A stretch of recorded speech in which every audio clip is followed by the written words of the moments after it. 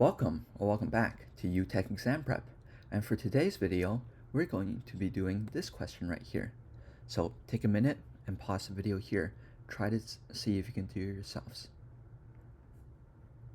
Okay, so the scenario here is a company is running an OLTP workload using an unencrypted Amazon RDS DB instance in a multi-AZ deployment.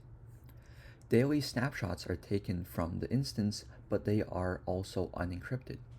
The company now wants to ensure that all future snapshots and the database itself are encrypted. So the correct answer for this question is option A, but let's see why. Let's start with option B, which creates a new encrypted EBS volume. Now, Amazon RDS manages its storage layer, so you can't manually create or attach an encrypted EBS volume, so that's why B doesn't work. And option C enables encryption with KMS on the snapshot. Now, although encryption can be applied during snapshot copying, it must be followed up with restoring a new instance, which is why this problem doesn't complete the process. Finally, option D copies snapshots to an encrypted S3 bucket.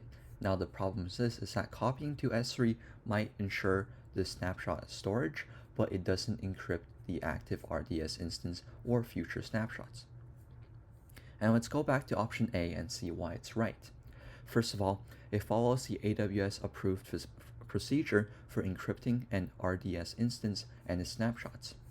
It ensures encryption for both the database and future snapshots, and it's the only complete and correct approach in this scenario.